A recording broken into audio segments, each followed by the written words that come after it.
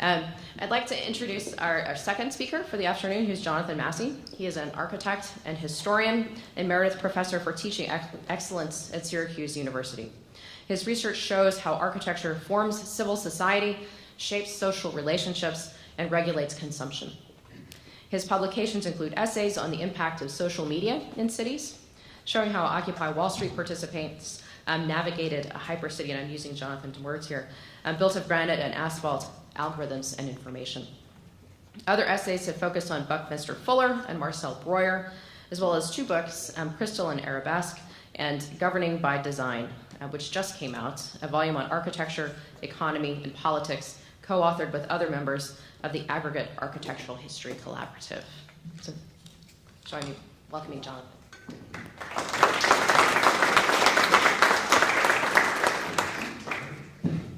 Thank you, Kate, and thank you to everyone for coming today and participating in this. Let me just bring this thing up.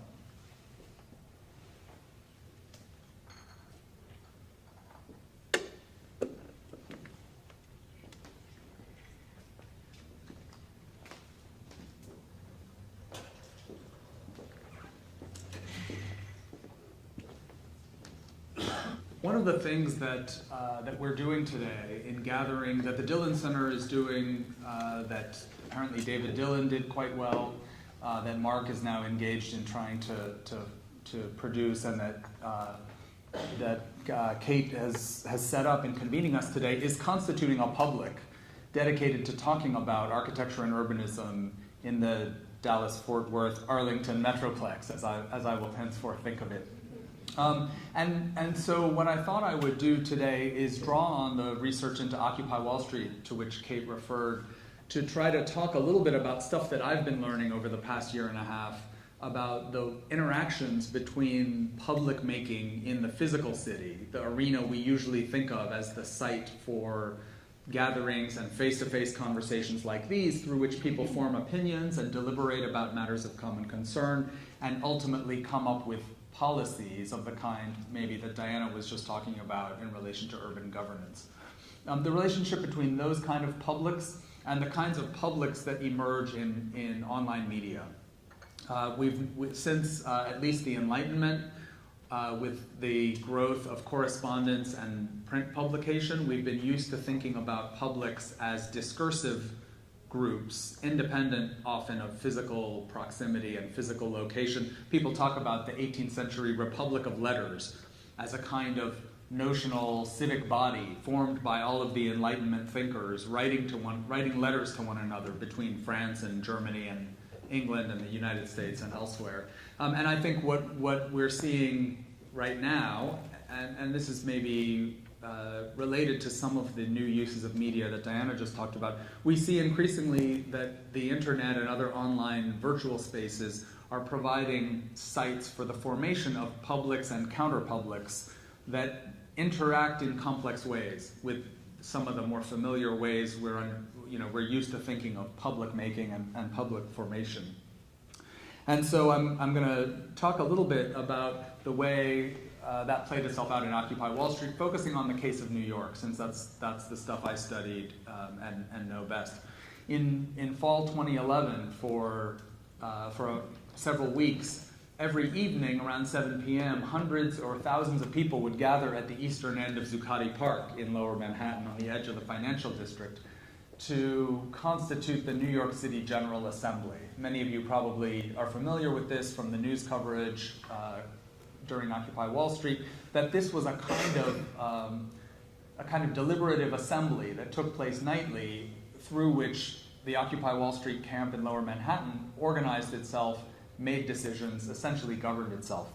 And at one level, this was a very atavistic gesture of returning to the foundations of democratic self-governance in the idealized public that formed in the Agora in ancient Athens. These kind of assemblies of bodies gathered in the central public space of a city to debate matters of public concern and to make decisions. And so there was a certain staging of that process in Zuccotti Park, by which Occupy Wall Street marked its secession, in a sense, from the modes of governance and the political domains that we're used to living in, and tried to form a counterpolity, a counterpublic that was also self-consciously framed as a political entity in Zuccotti Park, independent of the state, of the formal governance mechanisms of everyday life. And they were trying, in some ways, to model alternative ways of relating to one another and making decisions, but also trying to actually put into practice some of that alternative vision. And so with my colleague Brett Snyder, another architect who taught at the time at Syracuse University, I started mapping and documenting the camp in Zuccotti Park and making drawings to kind of record the micro-urbanism, or the miniature city and its society that emerged there. And so we started by trying to just kind of describe the way the furniture of Zuccotti Park, the crates and umbrellas and minor pieces of infrastructure, of informal infrastructure that people brought into the park, started to overlay that pre-existing landscape with a new order. And also the frame of the park in police barricades, vehicles, media, vehicles, food trucks, to kind of describe the space of Zuccotti Park during this extraordinary event. I'm a historian, and I've worked often on great public gatherings and festivals, and it's extraordinarily hard to reconstruct them with any kind of precision. And so my initial thought was I could contribute simply by documenting this phenomenon. But very quickly, documentation turned into interpretation. So we recorded things like this. Let's see if I can laser it. So this little cluster of fixed two-top tables that are used to play chess and stuff like that, and for office workers to eat lunch normally, became the hub of the media outreach and legal team. And with the addition of crates in between the fixed tables, they turned a loose arrangement of tables into a kind of formal help desk, semicircle, and an umbrella kind of sheltered it a little bit, but also marked it as a special subspace within the camp. The kitchen set up in this area, taking advantage of some rectangular low granite benches to box them off, again with crates and boxes, and to create a little rectangular room with a pantry for storage at one end and serving counters built up on the pre-existing benches in another place. And so a kind of new topography emerged on Zuccotti Park. And we recruited some recent graduates from the architecture program one Saturday in October to do a people count. And we kind of constituted ourselves as a kind of loose line of people and kind of walked through the park systematically from Broadway to Trinity Place with maps, trying to record in a semi-synchronous snapshot how many people were in the park, whether they were male or female, not to presume too much to know that from the outside, and not that there aren't other categories too, and whether they were sitting, standing, or lying down, just to kind of describe the social, the occupancy by bodies in this space. And one of the things you might notice that is a shorthand for the emergence of functionally differentiated zones and patterns of behavior is that there are a lot more people standing up here in what I came to think of as the head of Liberty Plaza, of Zuccotti Park, and a lot more people lying down here in the area that was more of a bedroom community for the actual people living in the park. And so there are bystanders on the edges. There are people intensely engaged in discussions and organizational activity up here, and there are a lot of people napping and sleeping and hanging out down here. And so one of the things we were very interested in is the rapid emergence in this ad hoc, informal microcity, the emergence of functional use zoning of a kind that an urban planner might have designed, with areas really divided programmatically or functionally in a way that took place very rapidly. And so we felt like one of the things we learned from studying this stuff is that the small initial differences in the topography of the park magnified or ramified or became elaborated through use and occupation into very substantial social differences in the kinds of activities that people did, where they did them, and who participated in which of these functional clusters. This became even more pronounced in November when people started needing to take shelter from the weather, and they filled the park with tents for warmth and shelter from freezing rain and stuff like that, and with group tents as well as these smaller 2 to 4 person tents, and tarped over the outreach media legal desk, the kitchen, and some of these differences in what initially seemed like it was going to be a very free-flowing kind of open society. They started to be architecturalized, and space became a kind of the spatial differentiations of tents and tarps started reinforcing social hierarchies that all too often mapped onto the kind of the demographic categories that we're used to understanding urban populations through. And so the camp was whiter and more college educated down here, and it was more multi-ethnic and less well educated at that end. To simplify things a little bit, there emerged 2 kind of gradients, from more public to more private, more, let's say, intellectual and discursive, more bodily and spiritual. This was the sacred space. And then there was also a little bit of a north-south gradient of a similar kind. So the park actually developed into a striated topography that replicated many of the sociological patterns that occupiers would have preferred to leave behind as they founded a new world. So that was the nature of our research project. And then, of course, when the state, one of the things it turns out that the state can't tolerate is people setting up alternative states within its territory. And so we also documented the positions of police officers and barricades after the clearing of the camp. And that led us back to studying the park and thinking about the placement of benches as a set of affordances, to borrow a term from media theory. An affordance is a feature of a medium that lends itself to use in particular ways. It's one of the parameters that shapes what's possible and what isn't possible in a particular environment. And so we started looking at Zuccotti Park as a terrain in which architecture and landscape and street furniture created a set of affordances. One of the big ones was the boundary between city-owned and privately owned public space. It was possible to form a camp in the privately owned public space, but not in the not notionally public realm of the sidewalk. We looked at how construction noise and dust from the World Trade Center site and the prevailing winds contributed to making this a less desirable place to be, whereas favorable solar exposures and more shelter offered by this raised planter and the kind of conceptual primacy of Broadway among north-south streets in Manhattan helped set up that differentiated topography that we recorded. And then we looked at the location of utilities. There were 2 spigots and a number of power outlets that for the first couple of weeks helped also to shape the location. So the sanitation, the cleaning crew set up there, partly because water was available.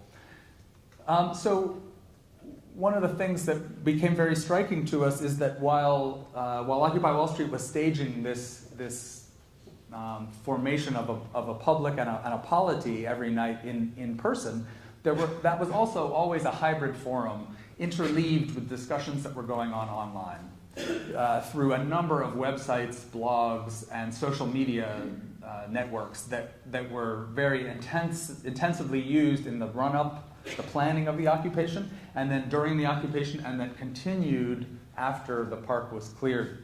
So that one of these was the New York City General Assembly's website, which was had people were in real time typing minutes of the General Assemblies, and so they were appearing on the website with just a minor delay from the conversations in the park. And so people could participate remotely in a variety of ways. People were tweeting from within the General Assembly and beyond, so that many different kinds of conversations were happening simultaneously, some of them in Liberty Plaza, or this is Washington Square Park, and many of them involving participants in the parks, but then also people from anywhere. Likewise, a lot of the work of the movement was conducted in these smaller working groups, where people would get together on every couple days, or even every day, or once a week, and kind of work on a key sub-issue. And these working groups had online corollaries, blogs and websites that also sponsored discussions. So there was always this back and forth between a small group of people gathered in a room, the atrium at 60 Wall Street on the Deutsche Bank, in the Deutsche Bank building, and then simultaneously a partially overlapping group active online. And these kind of hybrid forums were integral to the shape of discussions. So for instance, when there were lots of debates about whether to allow tents in the camp, there were working groups talking about this, but the internet realms were consumed with this debate, and people floated all kinds of solutions on the blog that were part of the decision-making process in terms of the park itself. And in fact, even before the group convened on Zuccotti Park, the internet was providing deliberative forums of a weak kind for decision-making, even Facebook. The privately owned public space of the online world, a kind of very close analog in some ways to Zuccotti Park in terms of its legal and juridical status, provided a forum in summer 2011 for people for polling that helped establish priorities in terms of issues that Occupy Wall Street would address. And so in a way, the park could be seen as the precipitation. This would be oversimplifying it, but to some degree, the crowd gathered in the park was precipitated out of the ether, out of these discussions that happened across often disconnected individuals, people who had no prior network association with one another in everyday life. And so we made some very crude attempts to track volume of activity in different online media, posts on various Occupy-related sites, tweets in Twitter, obviously, Facebook activity. Impossible for us to study in any rigorously quantitative way, but we did some ballparking to try to gauge how and when different media became central to the networked public that was formed around Occupy. And that led us to be especially fascinated by crowd maps. These are crowdsourced geocoded data sets or crowdsourced maps that, like the crowdfunding that Diana talked about, presume the generation of big data sets or the undertaking of a collective enterprise by lots of dispersed people, posting through the internet to these maps, or posting often directly from Twitter and other social media, where through the use of particular hashtags and kind of spin-off apps, your online activity could be automatically geotagged and fed into the crowd map. And so this was one of the many crowd maps that emerged out of Occupy Wall Street. This one was one of the first ones that I encountered, and it suggested a very different geography than the one we'd been studying closely in the park. It conformed more to perhaps the kind of anarchist theorization of Occupy as the activity of a set of autonomous individuals operating independently. Here, each person is rendered as a kind of single place marker. And so you get a very different geography and representation of the public and the social network of Occupy Wall Street than you do if you look at General Assembly. And I also came to see these crowd maps. I thought of the association of hot air balloons in the 19th century with progressive politics and liberation from a kind of feudal ground plane. And I came to see these as a kind of set of hot air balloons that either were landing or were about to take off into some new world. So it turns out that one of the ways that Occupy Wall Street differed from the alter globalization protests of the 90s and previous protest movements is that rather than relying on pre-existing social networks through through formal social change organizations or through email lists. Many people got involved in Occupy Wall Street who had no prior relationship to one another. And so some anthropologists started calling these kind of aggregative logics that were at play in the formation of the Occupy Wall Street public, so that there were network logics. Definitely many of the people, especially key people, had been involved in prior social change organizations and protest movements, but many people just kind of came to the movement through the internet, and they aggregated in Zuccotti Park, and they aggregated online. And so they formed a different kind of public than the ones that we were maybe used to seeing. This website, the 99% Project, was one of the notable manifestations of that aggregation logic as people signed up to put a picture of themselves with a placard telling their story of debt and economic misery to kind of post these. And the early design of this Tumblr site emphasized the aggregative dimension of it by tiling these in the order that they came in, and giving us a visual representation of this other kind of public. So one of the insights of those following those kind of networked publics is realizing that Occupy Wall Street was highly localized in Lower Manhattan, but it was also transnational.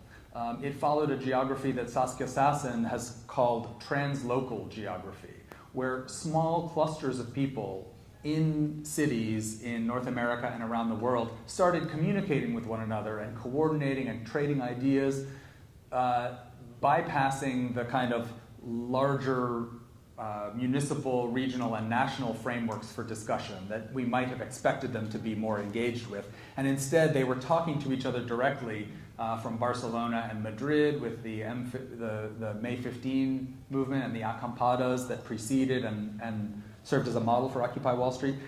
You get these translocal dynamics where the camp in New York City was built in part with ideas, expertise, and insights gleaned from people in Barcelona, Madrid, and elsewhere who shared their ideas through websites and through crowd maps in a way that didn't map onto pre-existing social networks very strongly. So this is another example. These crowd maps are mostly built on a platform called Ushahidi that was developed were first used in election monitoring in Kenya.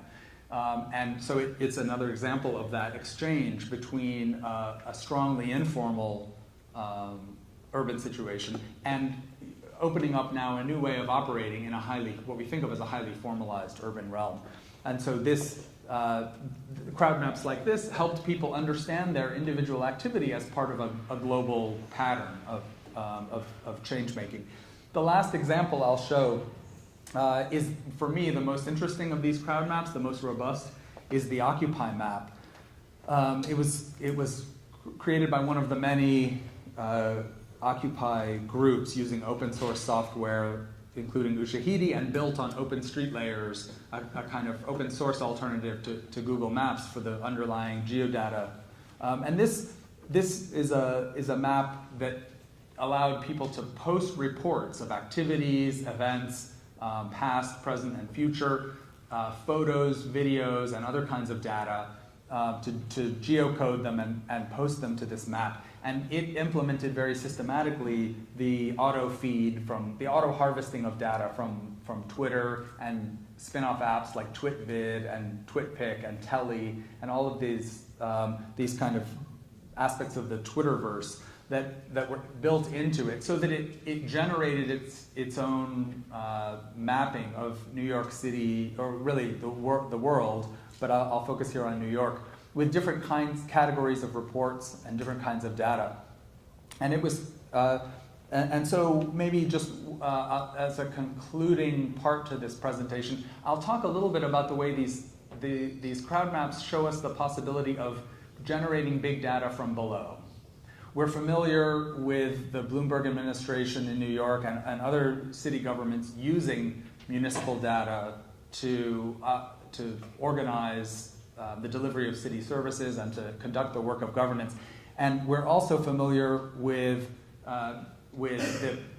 deep saturation of the urban realm with real estate data sets, like those of Trulia and RealtyTrack and Zillow. These are geocoded databases that have intensively studied every corner of New York City in a way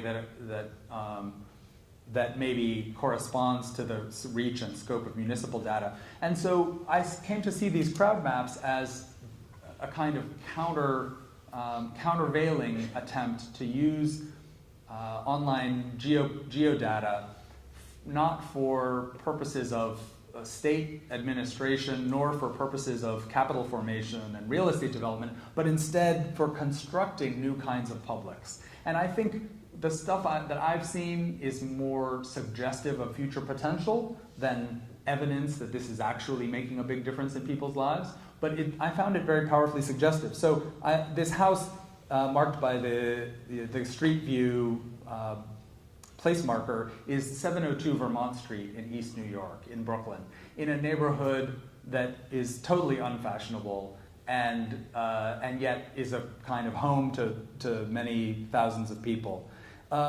It came to my attention, so 702 Vermont Street is a nondescript two-story house in a long block of two-story brick row houses, many of them with vinyl-sided porch enclosures and other kind of modest adjustments over the decades.